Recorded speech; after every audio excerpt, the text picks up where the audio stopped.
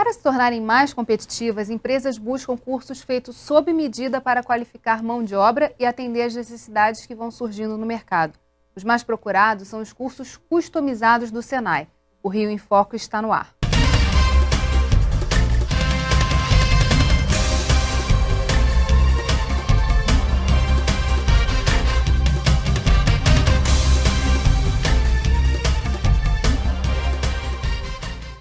Para melhorar a capacidade de produção das empresas, o Senai está adaptando o conteúdo dos cursos de acordo com a demanda do cliente. E é sobre isso que eu converso hoje com Alan Fonseca, coordenador de projetos de educação profissional, e com Alexandre dos Reis, diretor de relações com o mercado, ambos do Sistema Firjan.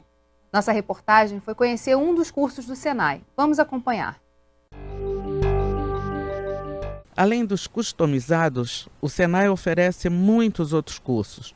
No Senai Tijuca, por exemplo, são 4.285 alunos, divididos por diversos setores. O Senai Tijuca atende hoje em 6 segmentos industriais, que é a construção civil, eletricidade, automotiva, logística, alimentos e ourivesaria. Alguns alunos vieram para o Senai encaminhados pelo Ministério do Trabalho, para serem requalificados e reencaminhados para o mercado de trabalho. Hoje o mercado ele é dinâmico, né? Cada hora o mercado pede uma posição, uma situação nova. Então isso faz com que o governo ofereça diversas posições ou situações para o aluno escolher. Muitos alunos desse setor que vem no Ministério do Trabalho são profissionais que trabalham como chaveiro, como açougueiro, como rodoviários e tal. Então temos multiprofissões buscando uma nova profissão. Outros procuram o Senai por conta própria, como Robismar, que é microempresário e quer se preparar para o crescimento do mercado. Já trabalho no ramo, sou inscrito no MEI, né, microempreendedor, e vim aqui para o Senai para me qualificar. No ramo de instalador predial de tubulações de gás de combustível. Mas tem os mais jovens, que perceberam a importância de estarem preparados para as oportunidades que surgirem. É uma área que estão crescendo muito, a construção civil, e escolhi o Senai porque o Senai é a base da indústria. E é um nome muito forte no mercado. Eu escolhi esse curso porque eu me interessei por ele, achei que tinha a ver comigo por causa da construção civil. Me inscrevi pela internet, pelo Pronatec, e eu estou gostando muito. Eu acho que é um aprendizado maior, estou desenvolvendo mais essa parte que eu gostava já. Pretendo fazer faculdade e pretendo fazer mais cursos aqui para aprimorar mais essa parte que eu já comecei. As pessoas podem ter acesso ao curso pelo site, que é www.firjan.org.br, e pelo número 08.231.231. Quais as demandas hoje principais das empresas em relação a esses cursos? Nós não podemos deixar de visitar a questão de décadas que nós ficamos sem investimentos na indústria, na produção, no desenvolvimento econômico do Estado do Rio.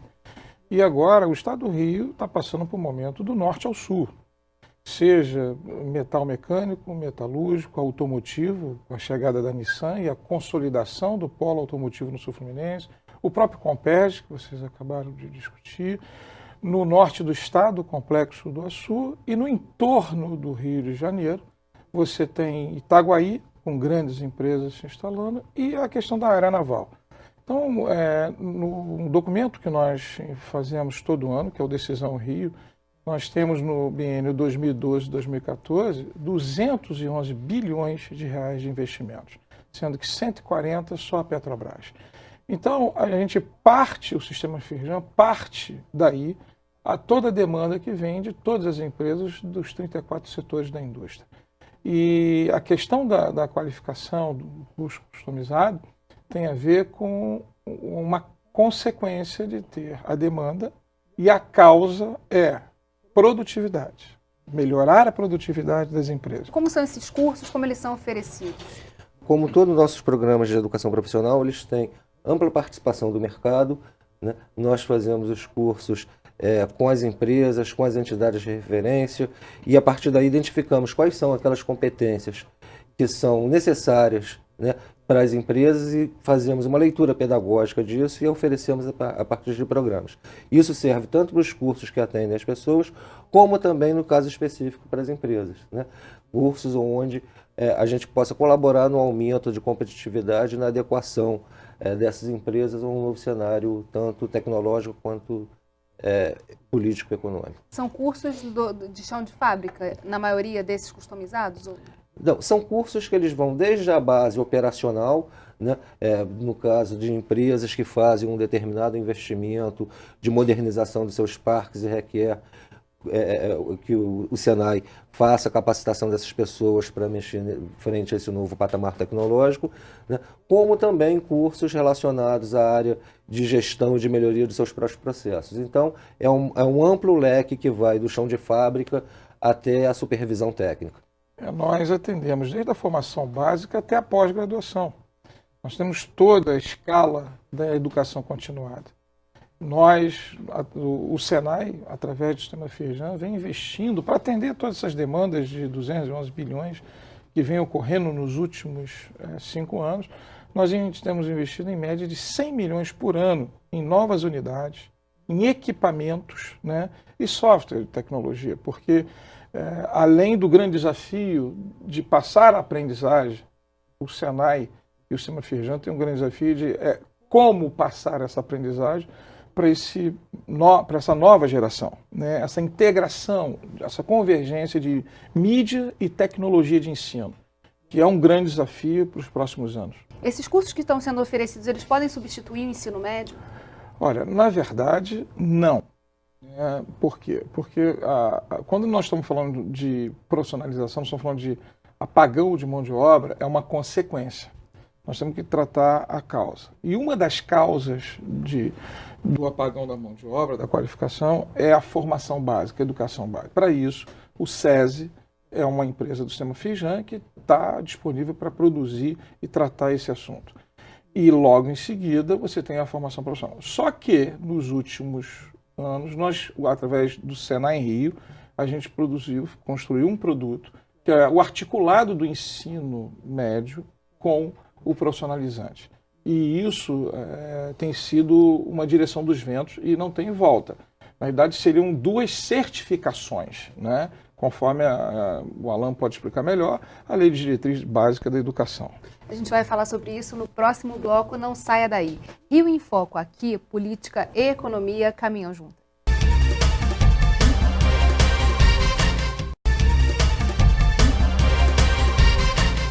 Nosso foco hoje é a formação de mão de obra e eu converso com Alan Fonseca e Alexandre dos Reis.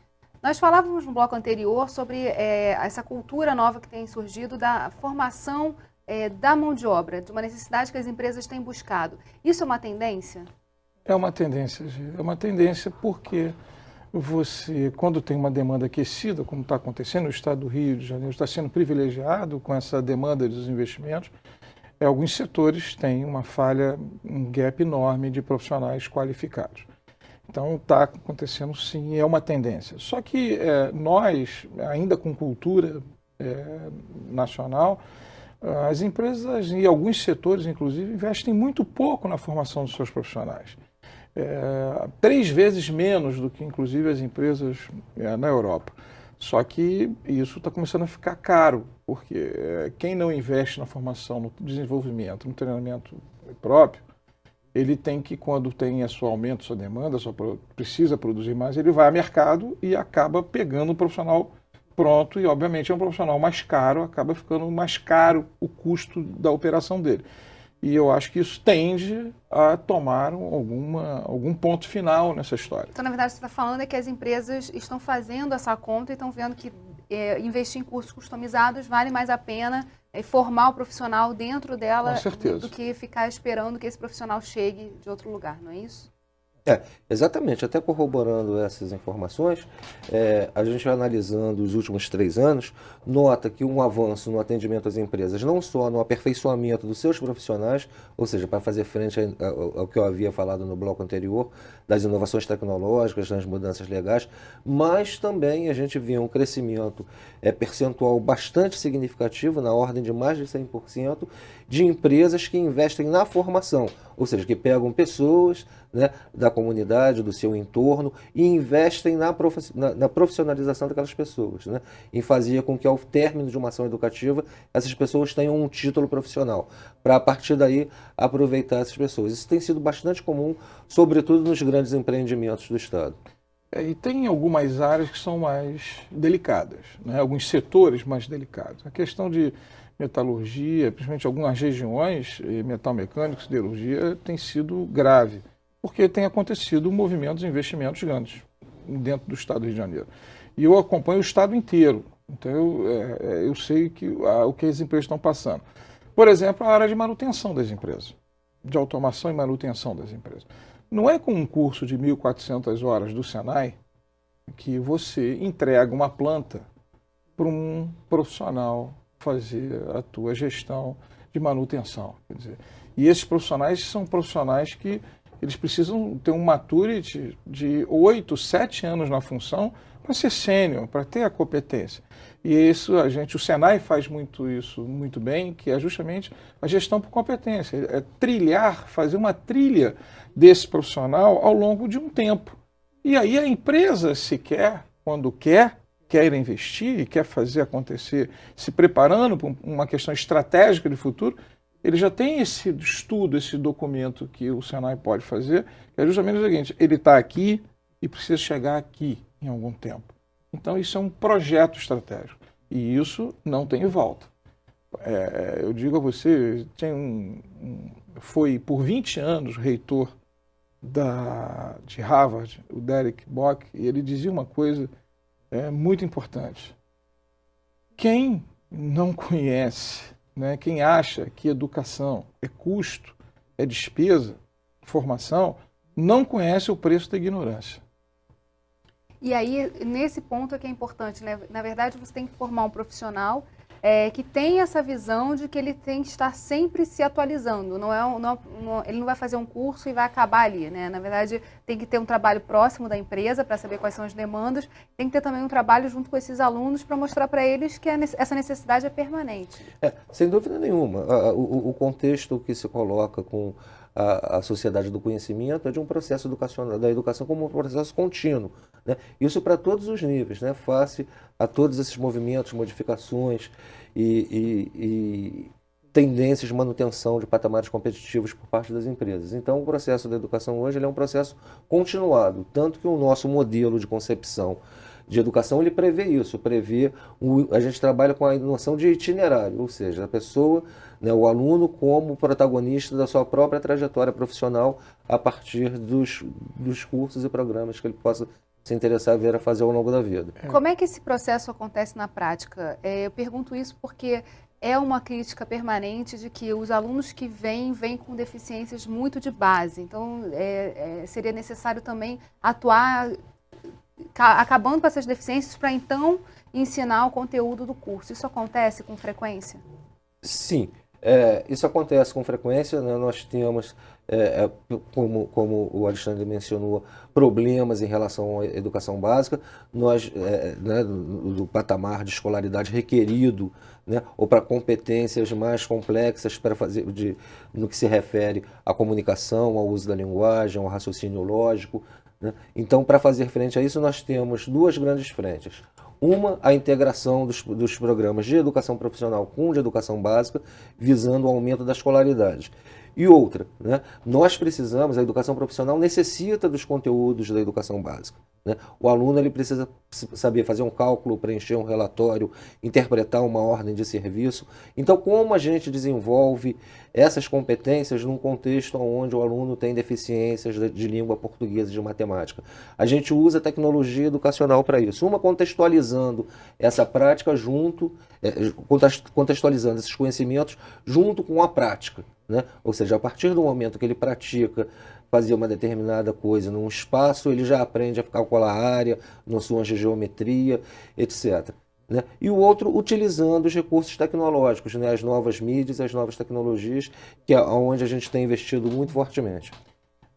Nessa questão, Geisa, é fundamental dizer o seguinte: o Estado varia de geografia para geografia, varia de Estado para Estado, varia de programa para programa. Mas, por exemplo, O próprio PROMIMP, que é o programa federal, quando se iniciou, É do petróleo. de petróleo, que é através do Ministério de Minas e Energia, é uma dificuldade o edital, quando faz as provas e passa, as notas, não consegue depois acompanhar o curso. Agora nós estamos chegando a Nissan no Sul Fluminense. Nós fizemos um processo seletivo, 14 mil pessoas se inscreveram, fizeram a prova, para que possa se tirar 1.500 a 2.000 pessoas a serem treinadas, capacitadas. Com o ensino médio incompleto, porque se botar no edital o ensino médio completo, não aparece 14 mil pessoas. Não aparece. E é uma proporcionalidade de 9 para 1. É uma coisa absurda. E olha que o Sul Fluminense tem uma média escolaridade, de cultura muito interessante, muito interessante. Quando você foge isso para o grande centro e vai um pouco mais para o norte e noroeste, fizemos para o Grupo X, com os estaleiros, a LLX, fizemos um edital com 19 mil pessoas, para tirar 3.100. Isso porque baixamos a média e entramos com um programa, através do SESI, como o Alan falou, do aumento da escolaridade, para dar direito de interpretação. Fizemos uma pesquisa no Brasil inteiro, o Sistema Firjan fez. E a gente vai falar sobre essa pesquisa no próximo bloco. Não saia daí. Rio em Foco aqui, política e economia caminham juntos.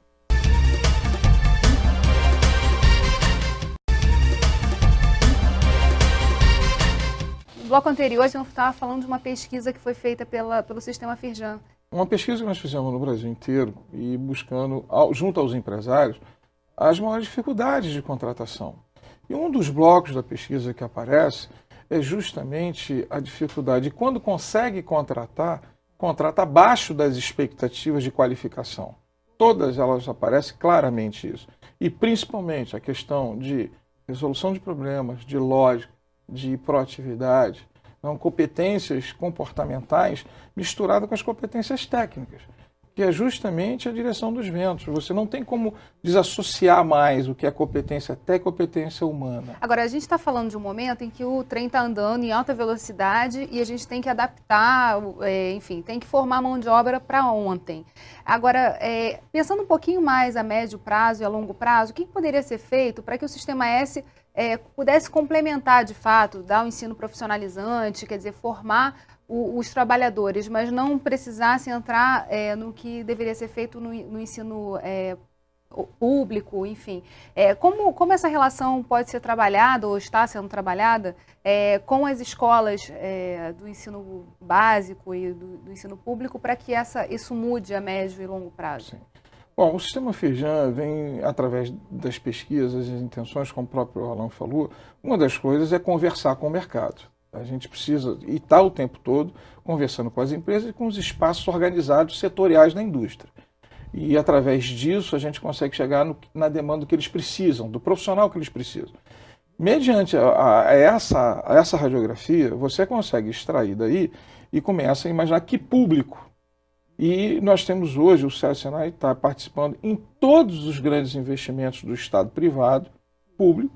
Nós estamos envolvidos totalmente dentro das UPPs, que é um grande programa social e que nós estamos justamente para preparar esse público das UPPs. E nós somos o maior operador do Pronatec, que é um programa do governo federal, fantástico, uma proposta maravilhosa, que é justamente para os alunos do ensino médio da rede pública. E está se dividindo em duas dimensões, a dimensão do nível do segundo grau e de qualificação, que o Alan pode falar um pouco melhor. Mas, na realidade, existem já programas para isso. O Senai do Estado do Rio de Janeiro, mais de 200 mil alunos por ano são formados hoje. Né? E qual é a certificação que esses alunos recebem? Como é que eles estão formados? Eles podem fazer a universidade? Já estão prontos para, por exemplo, fazer uma prova para uma faculdade? Depois dessa formação? Bom, são duas vertentes de educação diferentes. Né? Nós temos, no que se refere à educação profissional, existe um nível desregulamentado onde o aluno recebe um certificado, que é o nível que é o que a gente chama de formação inicial e continuada. Tá? Nós atuamos também de um outro nível de educação, que são chamados cursos técnicos, que é um nível de habilitação, onde a pessoa, em programas que duram aproximadamente 1 ano e meio, fortalecem a base técnica e científica dentro de uma determinada área de conhecimento e recebem a chancela de técnicos. Né? Técnico em mecânica, técnico em edificações, técnico em petróleo. Né?